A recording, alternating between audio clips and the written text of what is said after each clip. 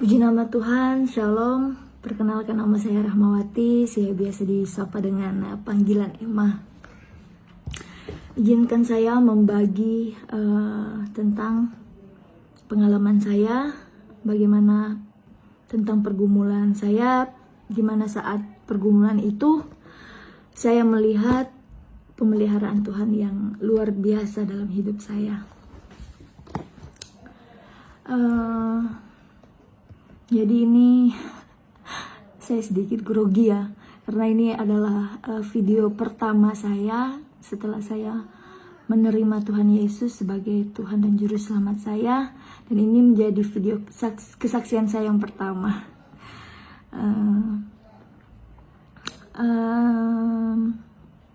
Izinkan saya sebelum lanjut jauh ke depan, saya mau membagikan singkat tentang latar belakang saya. Saya berasal dari latar belakang saya itu dulu saya seorang Muslim, dan hanya baru saya sendiri saja yang menerima Tuhan Yesus sebagai Tuhan dan Juru Selamat saya secara pribadi. Saya dibaptis bulan Januari tanggal 26 2020. Belum 2 tahun, dan saya sangat bersuka cita sekali karena bulan ini saya merayakan Natal kedua saat saya lahir baru. Saya sungguh bersuka cita sekali. Jadi pengalaman saya di sini, saya hanya mau membagikan pengalaman bagaimana Tuhan menolong saya dalam setiap pergumulan saya. Mungkin nanti saya akan buat video bagaimana perjumpaan saya secara pribadi saat sebelum saya menerima Tuhan Yesus sebagai Tuhan dan Juru Selamat saya. Jadi kita hidup ini tidak jauh daripada problem. Jadi tidak ada manusia di dunia ini yang tidak punya masalah. Semuanya punya masalah. Orang mati aja punya masalah. Masalahnya nanti di akhirat, ya kan? Hidup kekal di surga apa di neraka begitu. Jadi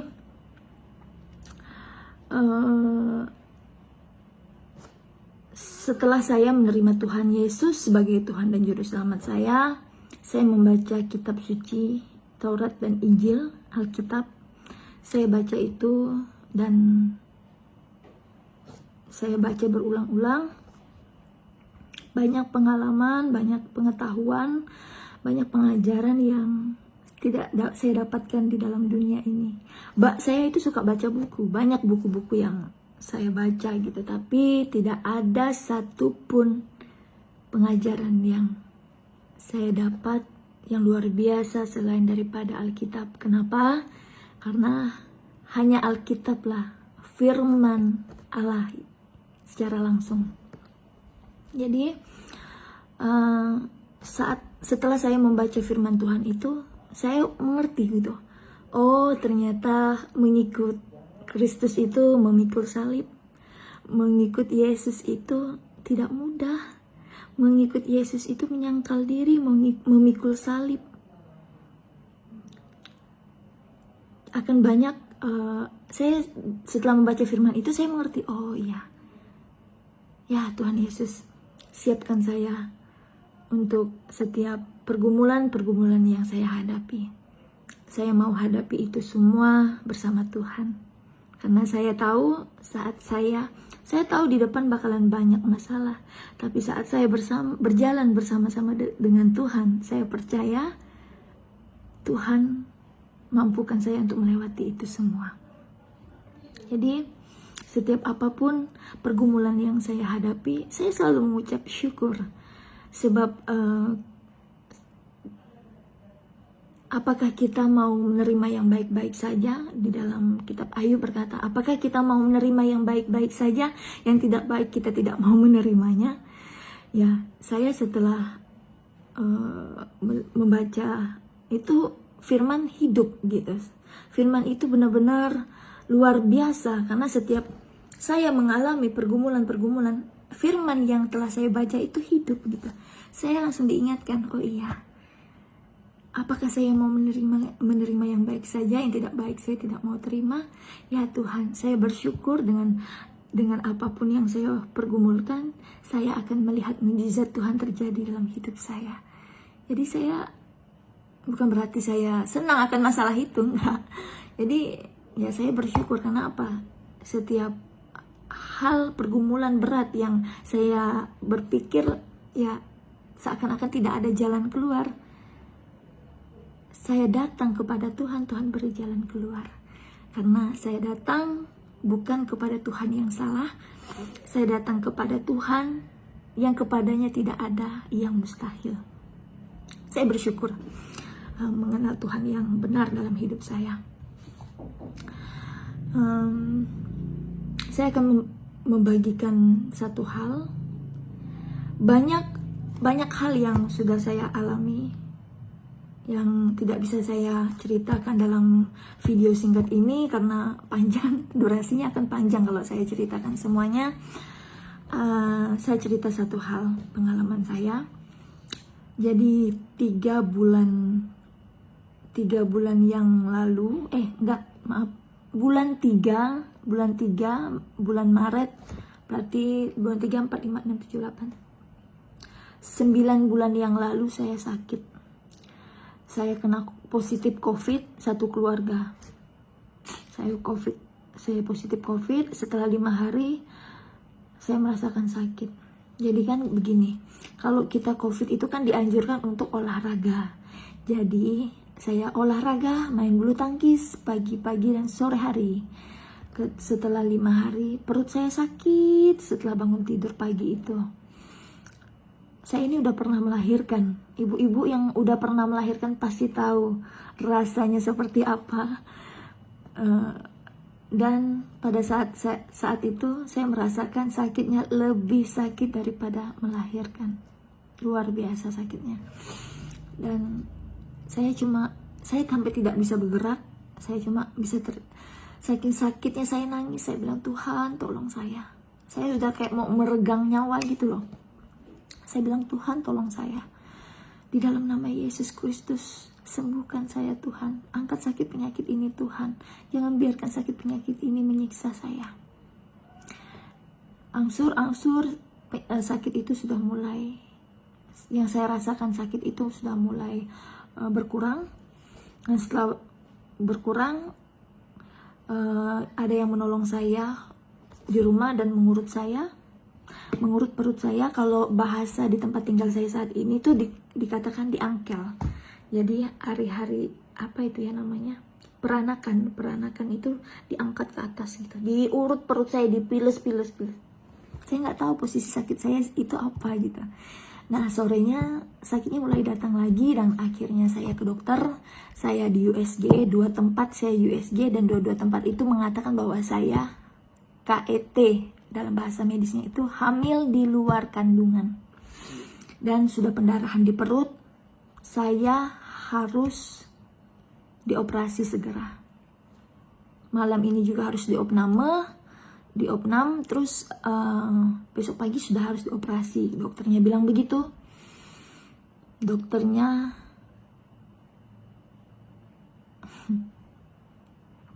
nggak ada yang mau operasi saya pada saat itu. Saya bergumul sekali, saya sedih. Kenapa? Antara dokter ke dokter ini membuat saya dilema. Kenapa?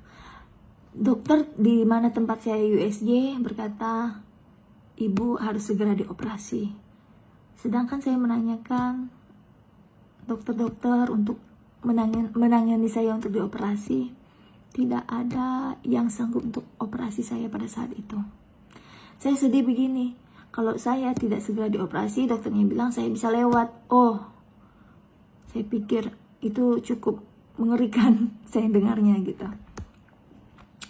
Jadi ya, saya pada saat itu mulai stres dengan kata-kata dan situasi yang saya hadapi. Saya mulai tegang dan sakit itu datang lagi. Dan saya mulai susah bernafas. Istilah kalau baterai itu tinggal 1 balok gitu loh. Dan bahasa di tempat tinggal saya itu bedesing namanya di telinga itu. Dan itu kuat sekali.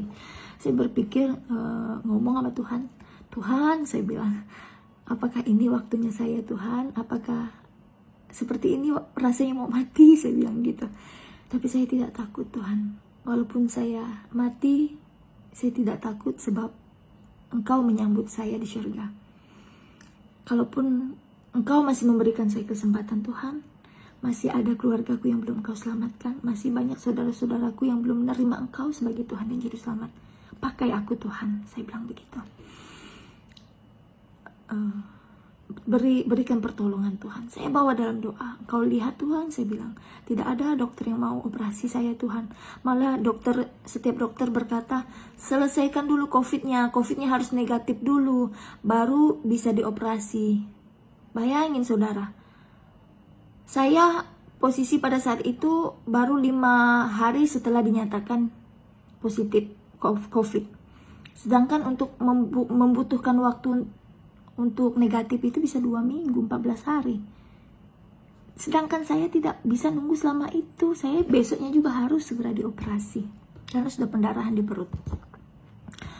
Lalu saya berdoa, saya bilang, Tuhan tolong berikan jalan keluar. Kalau memang seandainya saya masih Engkau mau selamatkan, buka jalan Tuhan. Engkau gerakkan hati dokter, satu dokter aja Tuhan yang mau menerima saya untuk dioperasi, menangani saya untuk dioperasi. Setelah saya berdoa, tiba-tiba langsung masuk telepon. Dan teman saya yang kerja di rumah sakit berkata, Kak, ada satu, puji nama Tuhan Kak, ada satu dokter yang mau melayani kakak untuk dioperasi. Menangani kakak untuk dioperasi. Saya berpikir, Tuhan terima kasih Engkau buka jalan. Di situ memberi semangat buat saya. Saya tahu Tuhan berikan jalan buat saya. Tuhan masih mau selamatkan saya. Singkat cerita, sampai di rumah sakit, wah saya udah langsung diimpus kanan kiri, kabel-kabel, terus dikasih oksigen. Saya sudah mulai melihat pandangan saya sudah mulai kabur. Ini desingan di telinga saya semakin kuat, napas saya sudah tinggal, kayak udah sulit sekali saya bernapas. Akhirnya saya cuma berdoa, saya angkat pujian penyembahan kepada Tuhan. Dan saat pujian penyembahan saya itu tiba-tiba seperti ada kekuatan yang masuk di dalam kepala saya, masuk dari kepala sampai ke tubuh saya, yang memberikan kekuatan bagi tubuh saya. Tiba-tiba nafas saya normal kembali. Tubuh saya itu terasa sehat kembali begitu.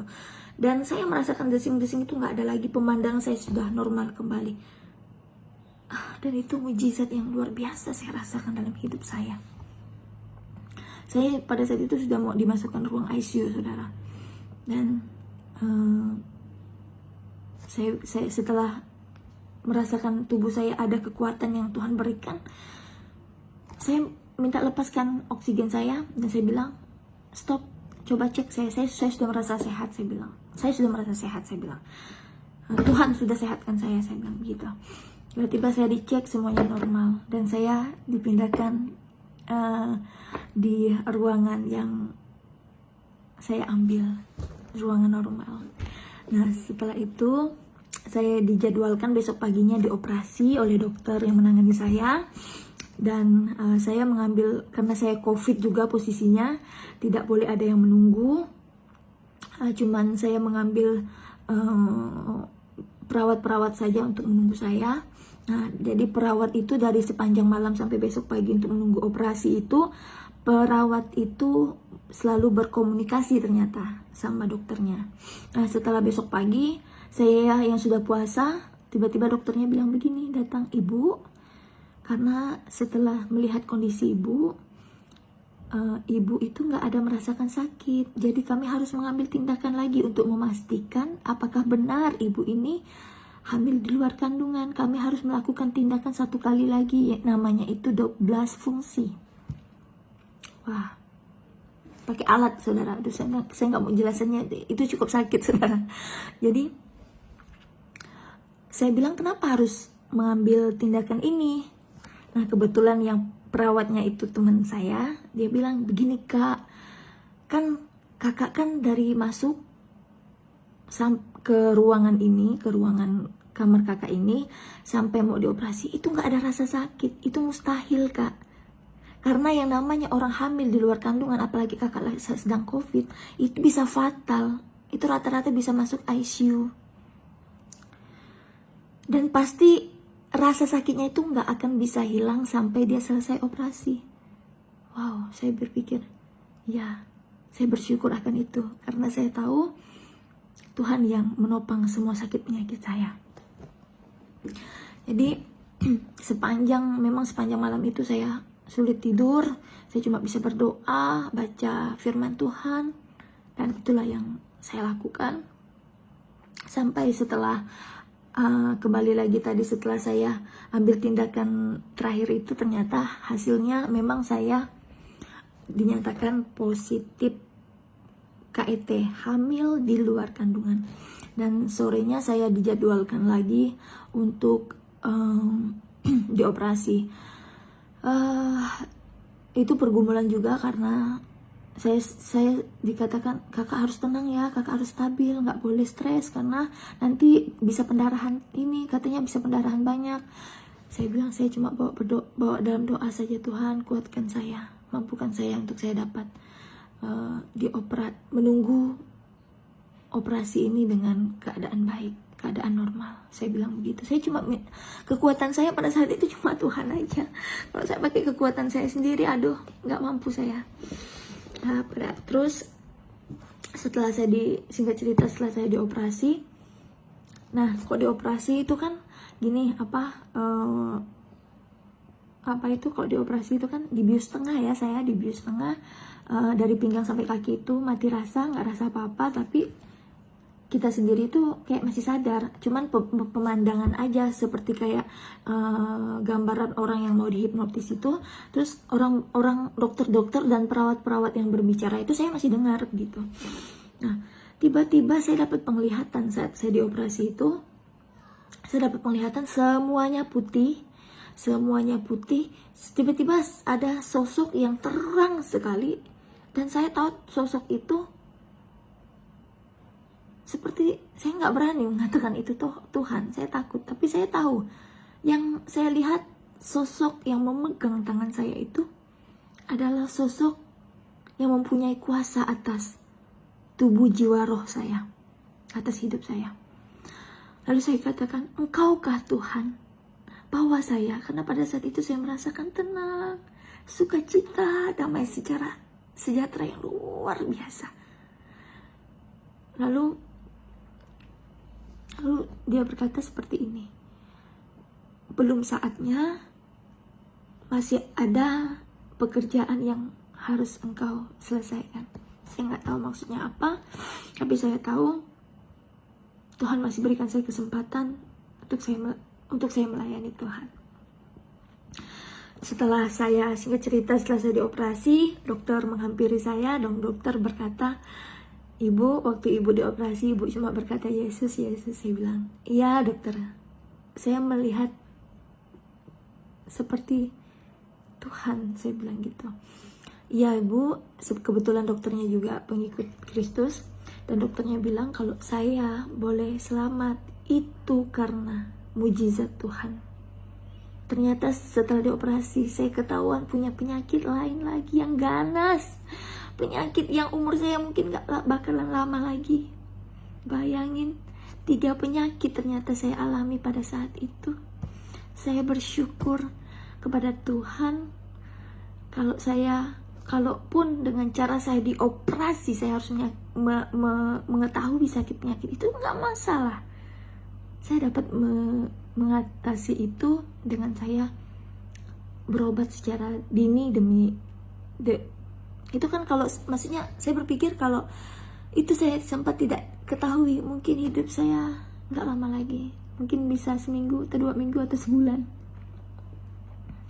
Tapi kalau saya sampai saat ini Dari saya dioperasi sudah 9 bulan, saya bisa membuat video di sini, saya bisa bersaksi, menyatakan kemuliaan, kebaikan, mujizat, pertolongan Tuhan dengan keadaan sehat. Itu saya mau katakan, semua karena anugerah Tuhan dalam hidup saya, kebaikan Tuhan, belas kasihan Tuhan yang Tuhan nyatakan dalam hidup saya. Terima kasih Tuhan, terima kasih. Saya suka sedih kalau ingat ini. Jadi saya juga mau, dokter pada saat itu juga bilang, ibu ovariumnya pecah, ovarium sebelah kanannya harus diangkat. Mungkin dari cerita ibu, katanya ibu waktu sakit itu pernah diurut, jadi karena pendarahan itu pecah katanya gitu. Ovarium saya, ovumnya itu pecah, kan harus diangkat. Ya, singkat cerita, beberapa hari setelah saya banyak intimidasi iblis, yang roh-roh jahat itu mengintimidasi saya. Cuman memakai firman Allah saja saya dapat kuat untuk melawan tipu muslihat iblis yang ingin membuat saya lemah, sedih, nangis. Saya sempat merasakan itu 2 hari. Saya nangis, sedih, kacau, pikiran saya mau mati aja. Tapi saya bersyukur setelah saya membaca firman Tuhan lagi, saya dikuatkan.